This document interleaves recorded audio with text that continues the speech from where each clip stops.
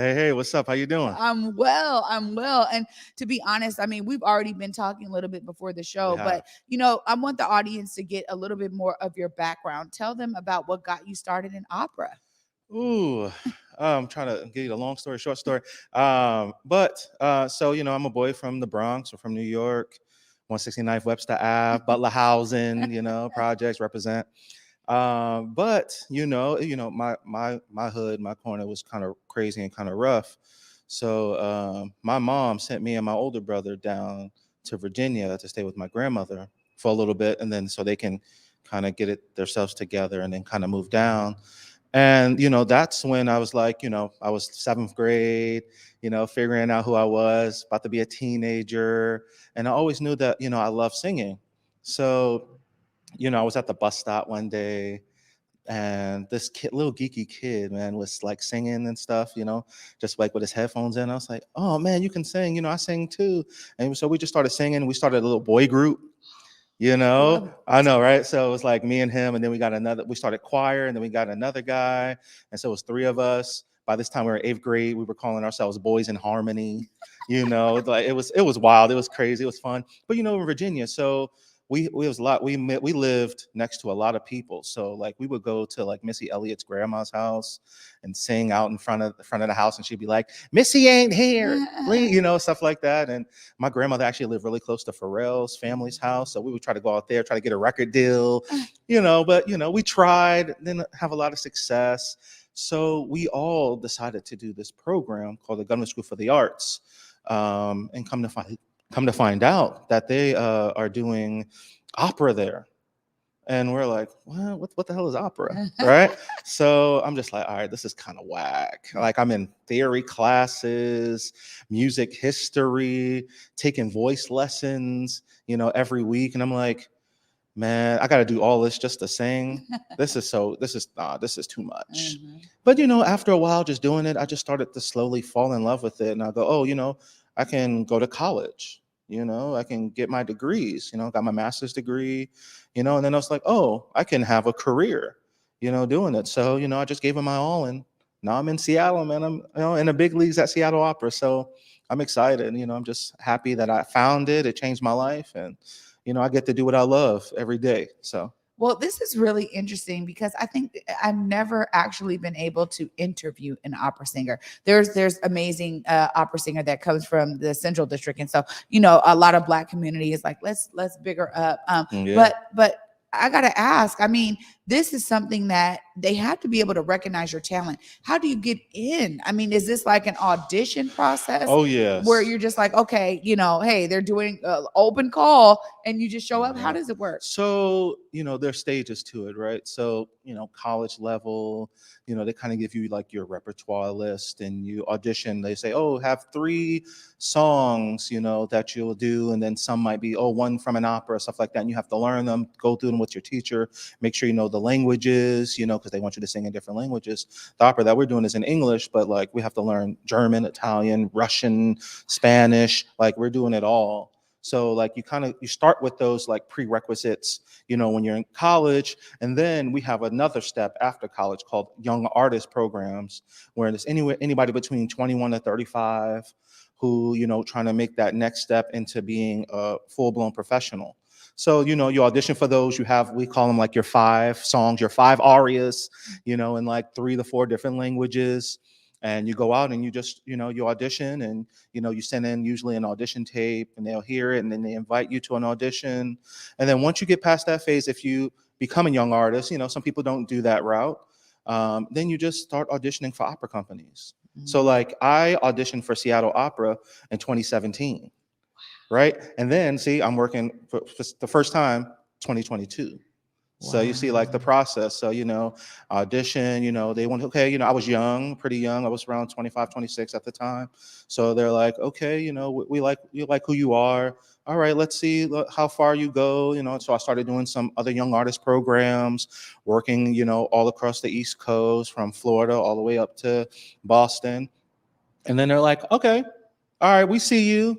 all right, why don't you come over here to Seattle? Let's do this show. And this show has been going around, all over, and it's continuing. The momentum for the show is crazy. So just happy to be here. Well, this is what we know is a unique show in opera. Yeah. I mean, we're talking about, the commercials we've been showing here, all Black is what I've been seeing. That's I'm right. sure there's others in there, but I'm like, look, this is when they talk about a Black opera, this is really Black. And it's like really like setting it off in terms of this other opportunity for young Black creatives, singers to see themselves like, wait a minute, I could be on that stage. For sure. Yeah. So just to clarify, this show is all Black. Wow. You ain't gonna see nobody who ain't Black on that stage for those 3 hours you're sitting there. It's all Black. It was even intentional that we made sure, because a lot of times it's hard to find people Black people to like move sets and different things like that. And so when they couldn't hire enough Black people to do that, they put it on us. They say, you know what, we want to make sure that this show stays Black, even when it comes to moving sets. So like I'm out there helping, moving, pushing tables, moving chairs, all of that. So just to make sure that we keep this opera as Black as possible, which is 100% Black. Oh my gosh. Yeah. This is really amazing. And I know we have a great clip. I'm going to let you tell us about it after we kind of showcase to the audience some of your talent.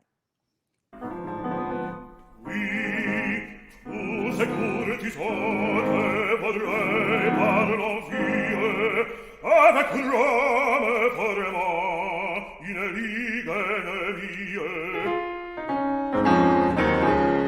o potrei mon amour ton ombre conspire mais moi seul Leonor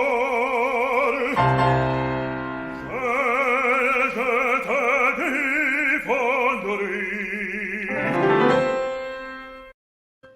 Oh my word. Chills. You know what? I'm like such a fan because honestly, you are phenomenal. Thank you. What was that piece about? Oh man. So, these operas are very, convoluted and a lot of stuff is happening. But this is King Alfonso. And this opera is called La Favorite, and it's by an Italian opera composer by the name of Donizetti. And so he originally wrote this in French, which I'm singing in French in the clip, but it's also mostly done in Italian these days because he did a translation for his people in Italy, and so now most people do it. But I wanted to keep it original and do it in French. And literally, so he just won a war. And there's this woman that he really wants really, really bad. And she doesn't see him, but he has all this power. He can take her if he wants her. But he's just telling he doesn't care about all the wars he's won, about all of the riches he has. He just wants her. Yeah, a lot of passion coming through. Opera is very different than just singing. I'm sure you right there in front of Missy's, grandma's house. It's very different. So that training is super important. You were also sharing with me that that's something that's very special around lobbying for the arts, right? That's right. So we have this place called Opera America in New York City. And, it's one of our first, I think it probably originated maybe, I want to say almost 10 years ago, but maybe 5-8 years ago. I'm not sure quite when, but, it's our first big organization that's really lobbying for opera, in the arts, lobbying the government to, help out and, give donations and really, really support the arts, in opera. And, they do a lot of things like trying to get more women into conducting where, it's dominated by especially white males, trying to get more women doing, projects for Black artists and having Black composers and stuff like that. So this organization is really out there to push, opera into the 21st century. And it's really, really cool. Oh my gosh, that it's amazing.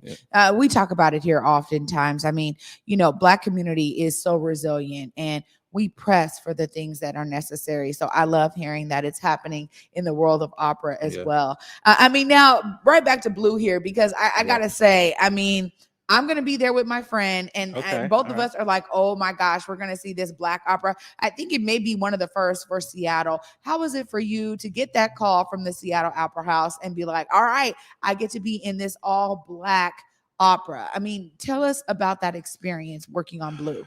It's absolutely amazing. See, I was a part of the original workshop of this show, and to see the potential of it, and like to be in a room with people who look like you and so talented, it was a rarity at that time. Talking about this was 2017. And I was just like, oh my gosh, I've been at so many of the top young artist programs in the top colleges in the world, and being one of 30 or two of 40, it was like that was my reality, and I just thought that that's what it was, for whatever reason. But to get in a room and see this Black excellence, to see these artists who are just so talented beyond belief, that you go like, why isn't this happening all the time, every day, 24/7? It kind of baffles me. But when we come to these opera companies and show them like, this is worth your time, your effort, and your money, and they all see, I mean, they see immediately. I mean, it's never a question when we all get out there and we go on stage that this is something that should be happening at all times. In the story, this story, Blue, it's something that's relevant today. It's about Black love, Black family, but also about Black trauma, Black relationships, and it's something that everybody, the Black community can relate to. There's things that are happening, and of course it's tragic, but that's something that we live every day.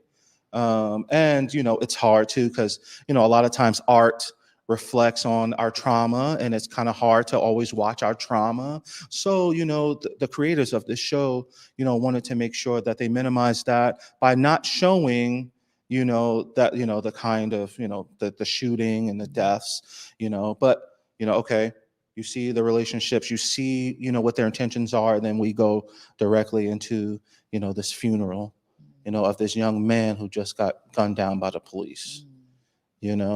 And it still hits you to your core, because we all know what it's like. I'm from like I said, I'm from the Bronx. Many times I've gotten stopped by the police for no reason, just for being a big Black man. I'm 6'3", 350, right. And that people like, I'm really nice. I'm a teddy bear, and people can look at me and see an intimidating man, just because of my skin and because of my, the way I look, and it's not right. But we have to, that's what art does. Art is supposed to be provoking. Yeah. And a lot of times people are like, it's like you have to see to believe. That's how some people are. So we're going to show you, this is what happens on a regular basis in our reality, in our lives. What you're seeing is real life. Yeah. And so hopefully it's tangible enough for people who are not in our community to see it, understand it, and to realize, wow, I can't believe people go through that, and I need to do something about this. I need to use my resources to make sure that these things don't happen. This is why we tell our history. Yeah. Oh, yeah. I'm telling you, I mean, everything about this from the beginning, as soon as I saw it, because I was just at McCaw Hall for Romeo and Juliet, and I saw the poster for this, and I was like, that's all Black people. And I literally, I looked at my friend that was there with me, and I said, wait a minute. I said, this looks like this is all Black folks, because they're all on the poster. Mm-hmm. And I'm like, oh, immediately, as soon as we got the opportunity to bring you here to the Black Media Matters studios right here at Converge Media, I said, no, we need to make sure that we are interviewing you and that we are telling this story. What can folks expect? Because you're saying, look, this is going to be a great show. Yeah. We want to make sure that this audience knows why they need to be there. Yeah, well, this show is so much fun. you see the love, you see the excitement, you see girlfriends together hanging out, you see what Black women do together, you see what Black men at a bar hang out and do with each other and talk and watch sports. But then you also get to see what families do. Like, at the end, you get to see about like our foods and about, like the kind of our traditions that we have as Black families. But then you also get to see the trauma that we get to go through. So you get to see everything. This is not just about, police shooting and killing Black people. Right. Yes, that's a part of the story, but this is about Black lives and how we matter and how our stories matter and how much love is you're going to see on that stage. So, I mean, it's something that you just can't miss. You know what? I definitely won't be missing it. For sure. And before we let you go, how can folks follow you? I mean, tell us, we know that you guys can get the tickets right there at McCaw Hall. It's going to be opening on the 26th, correct? That's right. Okay. So it's going to be opening on the 26th. And we actually are doing a ticket giveaway. So I want to make sure I make mention of that while I have Joshua on this set right here. If you guys are looking to attend Blue, make sure you guys email BESA, BESA at whereweconverge.com. Clearly, Joshua just told you all the reasons why you need to be there. If people want to follow you and catch up with you and how you're doing different shows, look right there and let them know how. All right. So listen, if you want to follow me, go to my website, www.joshuaconyers.com. If you want to, come on Facebook page, Joshua Conyers Baritone, my Instagram page, Joshua Conyers Baritone. Check me out. Follow me, follow my story. I'm going to be all over the place. I'm going to be in Michigan doing another Black opera called The Life and Times of Malcolm X. Wow. So y'all can't miss that. Y'all in Michigan, come see it. It's also coming. Well, I can't say that yet because it hasn't been announced, so I'm not going to even say that. But it's also going to be in Omaha. So like these shows are happening. Also, Blue is also happening international. It's going overseas. So it's going to Amsterdam and then it's going to London. So, check it out, man. Black opera, Black stories are happening everywhere. So follow me. Wow. Joshua, thank you so much for being here. I mean, this was truly inspiring. Thank you. And I appreciate you for not just being a Black opera singer, but for taking it to the next level in terms of really pushing the culture forward in the opera world. We appreciate you for everything you're doing. Well, thank you. I'm glad to be here. Black Media Matters. And man, I'm just honored and privileged.